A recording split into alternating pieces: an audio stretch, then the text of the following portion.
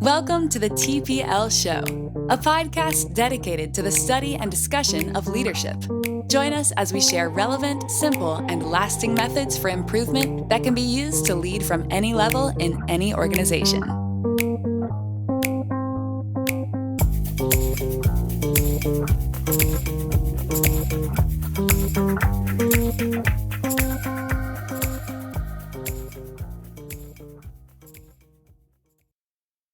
Hey, everybody. Welcome to the TPL Show. This is Dave Cahill. This is Luke. And we're here today to do the second part of a two-part series on leveraging the benefits of evenness. All right. Our focus today will be using evenness as a rally point in uncertain times. That's good. So last time we talked about what evenness was and its value and how to establish evenness in an organization. We'll cover that again very briefly, and then we'll get into the specifics of how you leverage evenness when you're in crisis or dealing with highly uncertain times. So let's start. Let's talk about what is evenness again in just a general summary. Okay, sounds good. All right, great. So I'm going to just dive right in and cover that very quickly. So evenness is a constancy of flow or condition that results in a beneficial outcome.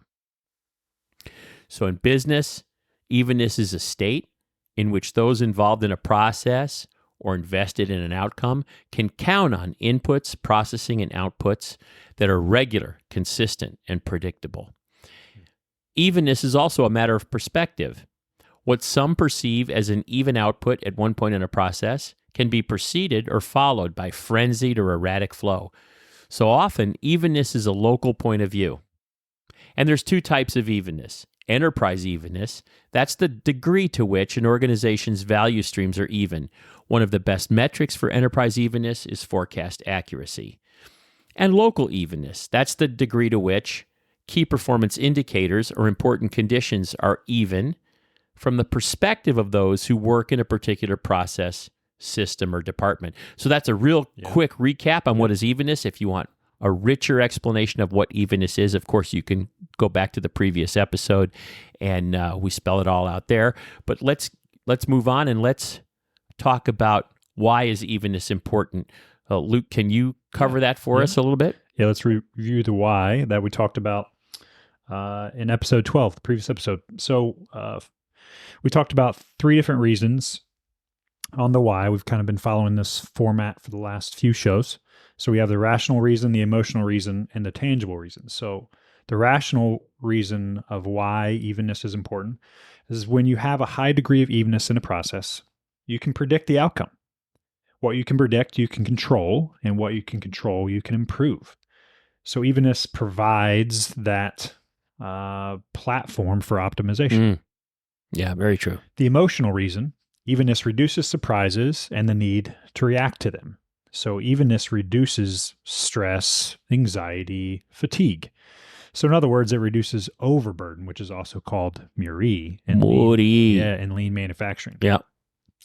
This enables the customer of the process, both internal and external, to benefit from the certainty of on-time delivery that meets quality specifications. Critically important. Yeah. And the tangible reason is a high degree of evenness allows those working the process to fine-tune it because they seldom fight any fires. This transition from that firefighting phase to fine-tuning, it drives variations and waste out of the process, and it increases velocity and quality. So evenness is a key competitive advantage that is free in the sense that it only costs the will to keep working on it. Perhaps most importantly, when people see that their leaders are relentlessly striving for that evenness, it inspires them to action. Man, does it ever. It really does. When you've got your leaders committed to making the place so even that you never have to work a weekend, you're behind them all the way. Right. You know what to expect at all times. So it's that consistency that really counts. Okay. Yeah. So those are the three reasons behind the why. So we reviewed the what and the why from the previous episode, just to kind of give a quick background and filler before we jump into the how. So let's do that next. All right. So as we begin to think about the how-to in this episode, I want to remind everyone that we covered how to establish evenness in an organization, how to foster a culture that promotes evenness, and how to use evenness in general for the benefit of the customer and employees and stakeholders, et cetera, in the last episode. So that how-to applies here, but we're going to go beyond that and talk specifically about how to use evenness as a rally point during uncertain times, periods of crisis, et cetera. Okay. So let's get into that. Oh, by the way, the how-to that we describe is going to rely on operational excellence tools and lean manufacturing tools that we provide and teach at Avenulo. Yes, we do. And we'll cover those briefly, not in any great detail. Right. We'll also have information about those tools in show notes. And of course, we're going to do episodes specifically on each one of these tools that we mentioned in the near future.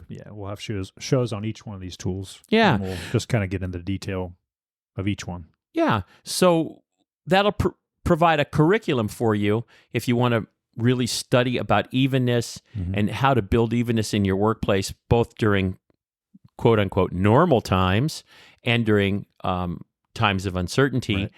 You can string these episodes together and use them as a learning guide. So let's go ahead and get into this how-to. Okay, before we jump into the how, I was just wondering something. So given the fact that we've talked about the 3 different reasons under the why, and we briefly revisited the how of the previous episode of using evenness in certain times. So using evenness in uncertain times as a rally point, does that kind of focus in on the emotional reason, or does it still touch on the rational and the tangible also, or is the main focus kind of right in that emotional area? Yeah, that's a great point. So this idea of establishing evenness in your organization as a general approach, as a general cultural element is one thing. Okay. Right? Establishing, or better said, leveraging this idea of evenness as a rally point during crisis or uncertain times is another. It does kind of at least accentuate some elements of the why is it important. So I think I'm so glad you brought that up, right? So imagine you had some instability in an organization that only the leaders knew about. For instance, the customer that takes 70-80% of your product has canceled their order. No one else knows, just you leaders know. Or there's some financial instability in the organization. The employees at the Gemba, at the place where value's added for the customer, they don't know. So there's no anxiety for them, even though there's anxiety for you. Right. Okay. And you may think then, if you keep this hidden from them, emotionally speaking, they're in an even place, and that's good. The downside of that is you're missing out on an opportunity to get help from whatever the number is, 10, 20, 50, 100, 1,000 minds that could be brought to bear on the problem. 100, 1,000, 10,000 years of experience that could be brought to bear on the problem, and so on. So that's a consideration that really accentuates this idea of the emotional. On the other hand, when you involve people and make them aware of the situation, they're going to share in the anxiety, right?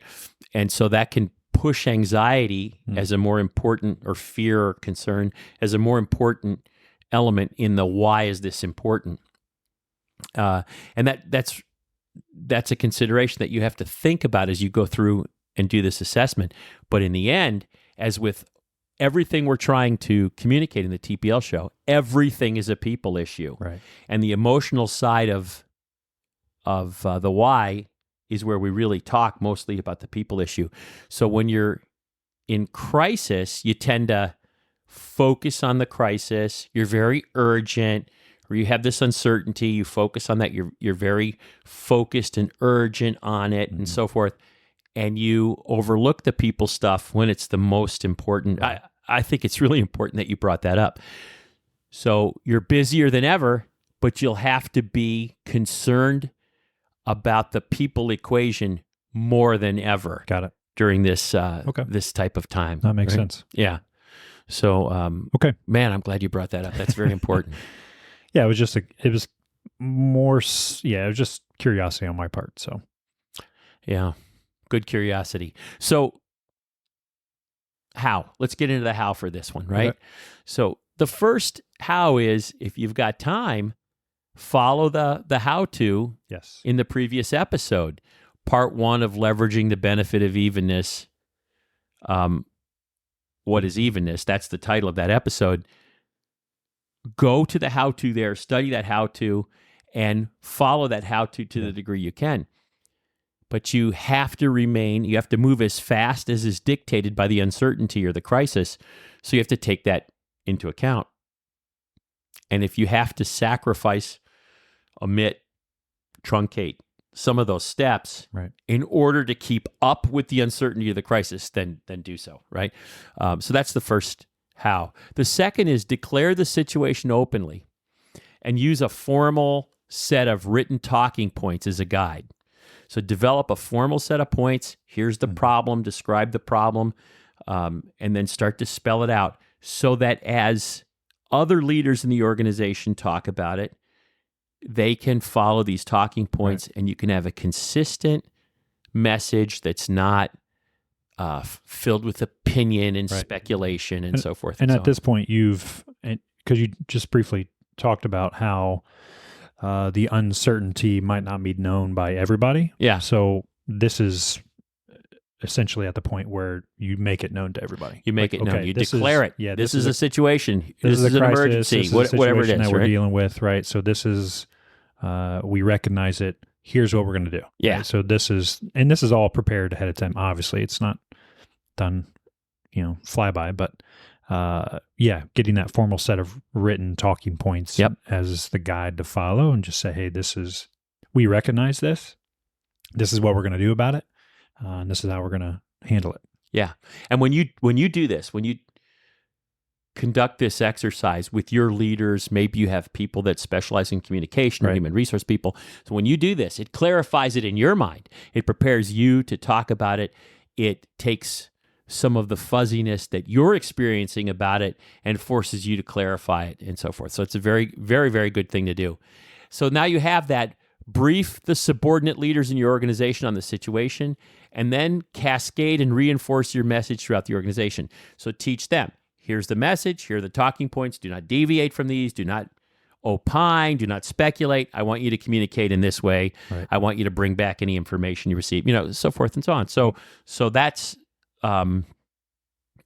the second how is declare the situation. So you're describing the situation clearly in simple, everyday language.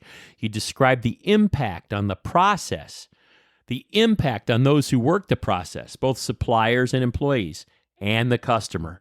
So what's the impact of this situation? And you use tangible descriptions, relatable examples, realistic timelines, and numbers as much as possible. A lot of good data to describe it, right? So that's the second how. Okay. The next one, number 3, is spell out everyone's role. Be very specific about how their role is different now than it is during normal times. Yeah. What's specifically different? Clearly indicate who will lead, what aspects of the situation. Even if it seems painfully obvious, do that. Spell it all out in detail, and also set the expectation that everybody in the organization has to be ready to help. They have to remain flexible, cooperative, and engaged in a positive way. So, is this different than the talking points that you're... No, it can be included in the talking points, right? These are just some of the details that are within those. Right. So what can happen is you can declare this thing with these talking points. That can be the first round of communication. Now everyone's getting it, that there's this situation. You can come back and have a second round of communication where you summarize that situation and then spell out everyone's role. With additional detail. Yeah, it works very nice if you hit this in iterative rounds of communication as opposed to everything at once. Okay. So there's a great book on this, which is Crisis Leadership Now by Lawrence Barton. And in that, for instance, he talks about the roles during crisis.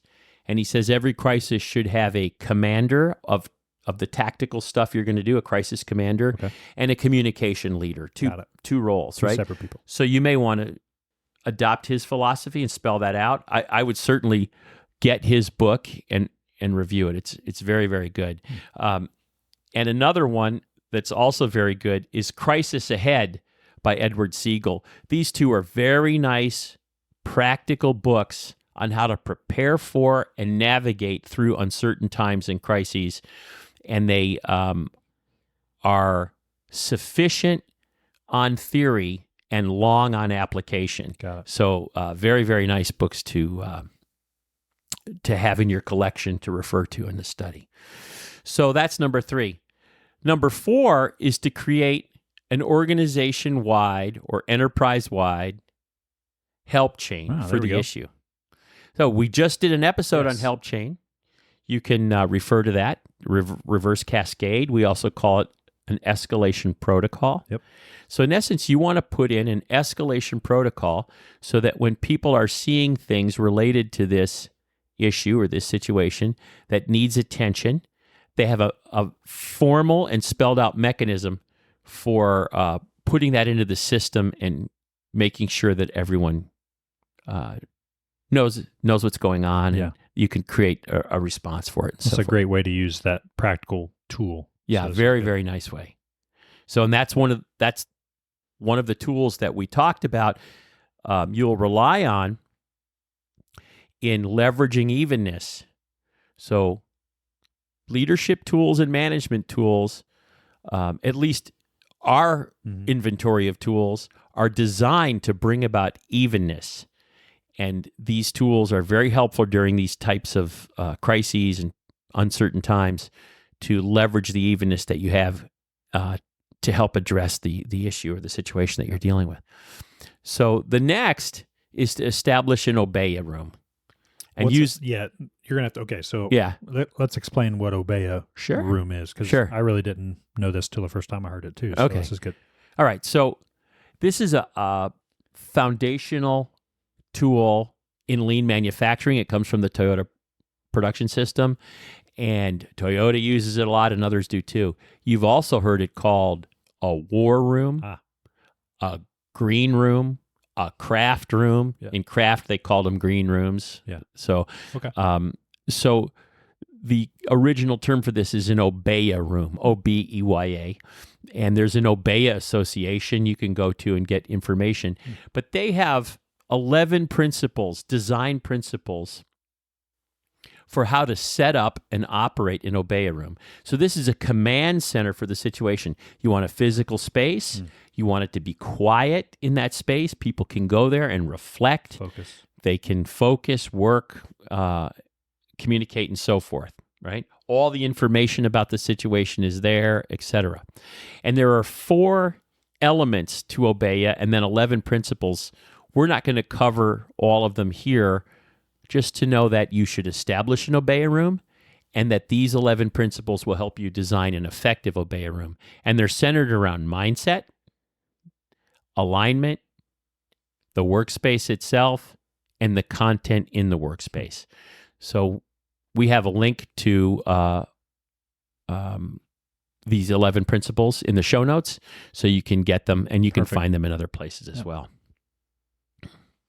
The bottom line is you've got to have a command center, an Obeya room for this. You see this in the movies all the time. Sure. When there's a crisis and this is where it comes from.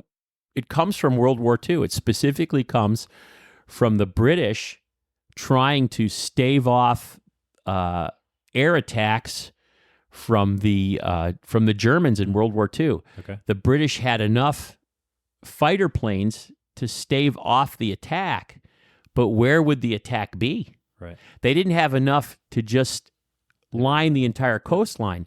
So they had to establish kind of watch posts and surveillance posts. And then that all fed into what we now call an Obeya room. They called a command center, right? And then based on that, they'd get advanced information, and they'd send or shuffle their sufficient but limited air power to where the Germans were going to attack next, right? And so that got applied to many things in life, and of course to business, and eventually we see it being called an Obeya room. Yeah. So the next thing is to identify all the actual and potential interruptions to flow. Now, this is very key. This is the way to look at this. Look at this situation in terms of interruptions to flow. Where are you going to experience some interruption that will keep flow from happening? In other words, keep you from fulfilling the needs and the wants of your customer. And this is a heavy focus at this point. Yeah. So you've got your organization alert. Everyone knows we have this situation. Right. They understand their role.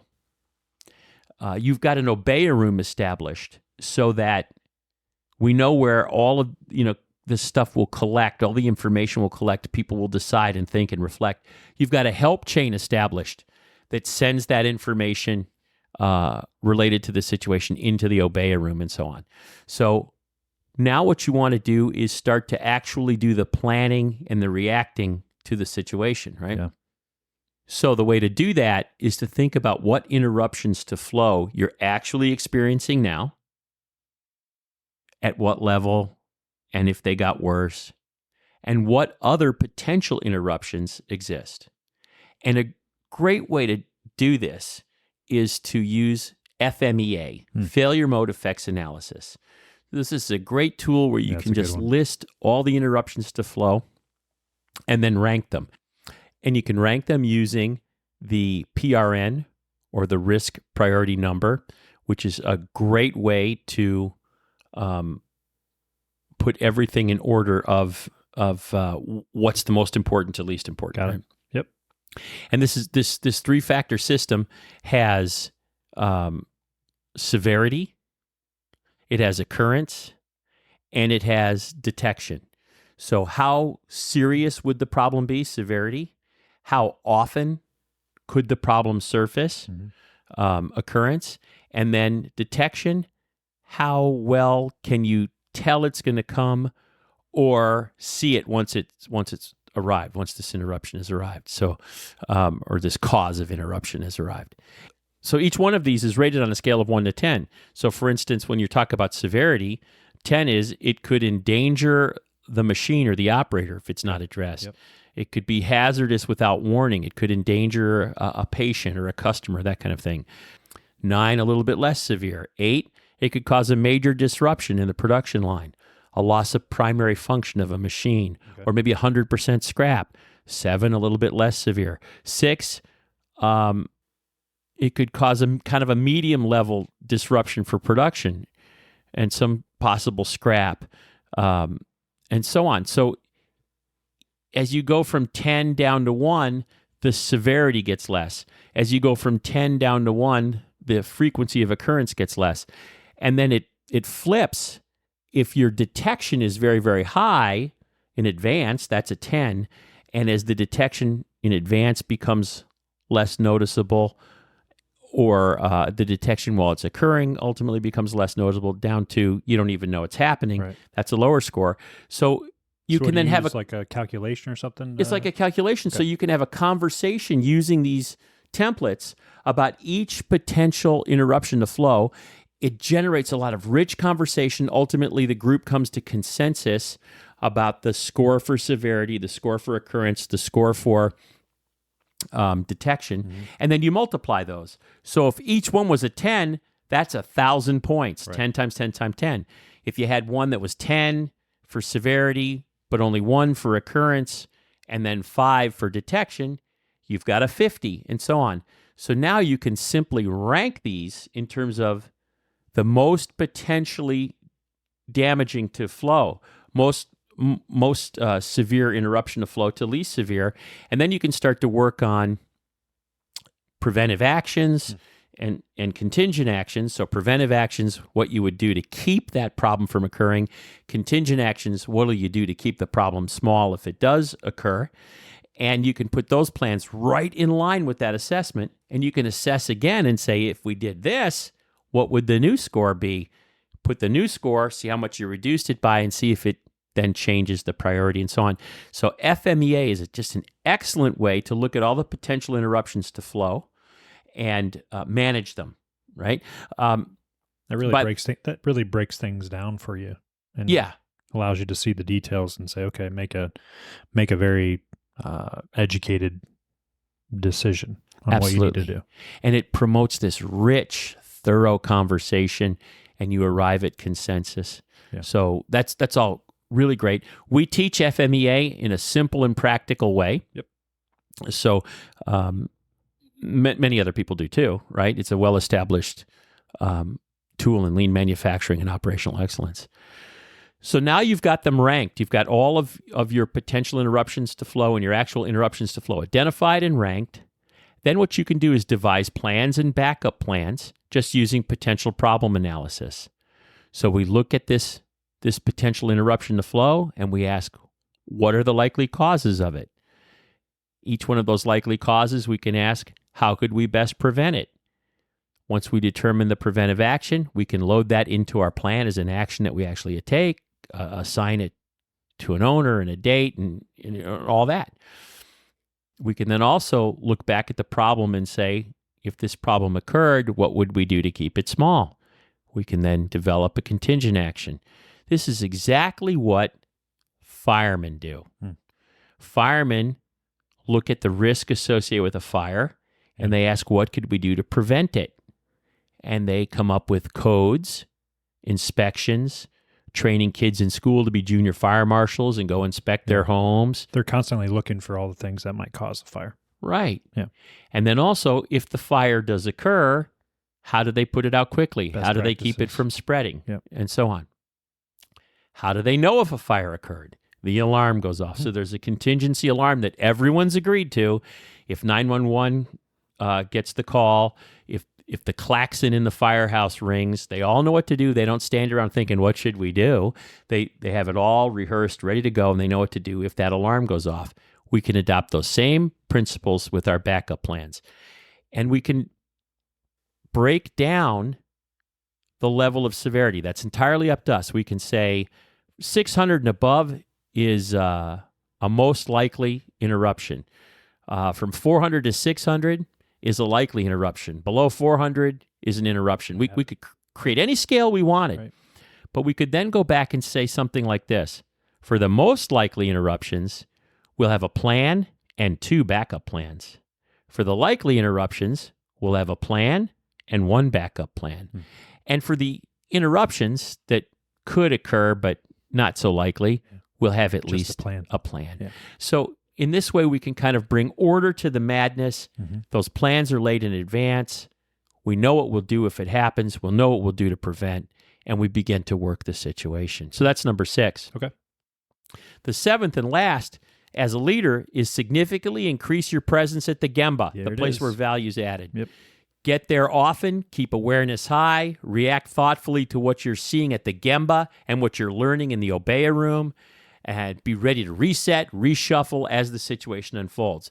You have to stay light on your feet, stay calm, stay aware, keep everyone inspired and engaged, react to the facts, and don't direct, but orchestrate. So allow those people you've placed in charge to respond according to the plans and the standards you've set.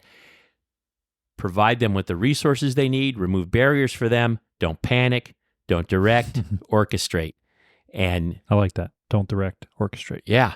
And that's how you work your way through this crisis, and you use evenness because you're going to meet every day about this. You're going to talk about it the same way. You're going to review the plans that you have, and it's going to create evenness and order, and you're going to leverage that evenness as a way to rally everyone so that they can defeat this situation, defeat this uncertainty or crisis that you're dealing with. Very cool. I like it. All right. So just a quick review of key tools that we'll have available. So first thing you can do, you can write us at the info at tplshow.org email for a free guide on leveraging the benefits of evenness. Just let us know if you'd like some more information. We'll send that to you. We will have the full show notes and the transcript of the show listed in your player of choice. And then we'll add a couple links to the books that we discussed, and then just some definition things from Wikipedia. So like about obey rooms, and then a couple of articles about how lean can help in a crisis, and then coping with crisis through lean and agile thinking. So we'll add that all to the show. Absolutely. And of course, we've got these tools that we talked about: failure mode effects analysis, potential problem analysis, and the others. They're available elsewhere, but we also have them. We can provide this crisis planning and crisis reaction. From our perspective, it's leveraging evenness as a rally point during uncertain times. It's a curriculum for us that we can teach your organization and help you to establish. The best prescription for dealing with uncertain times and crisis is to have a healthy culture. Focus on your purpose, vision, and values. Animate those. Make those alive in your organization. Strive for evenness as leaders. That creates a healthy culture. When your culture's healthy and there's a crisis or some uncertainty, people stick and they fight for the organization. Yeah, it's true. When it's unhealthy, they flee.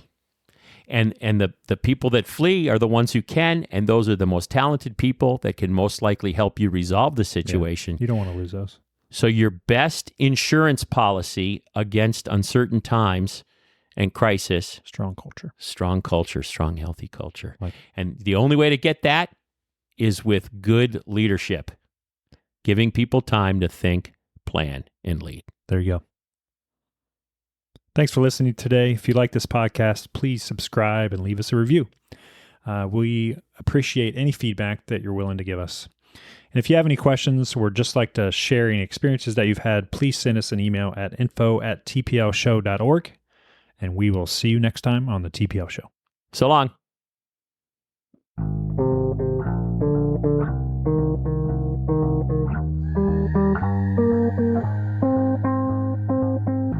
Thank you for listening to the TPL Show. We hope you'll apply what you learned today and tell us how it went. If you want to share, want more information, or have questions, please contact us at info@tplshow.org. Have a great day.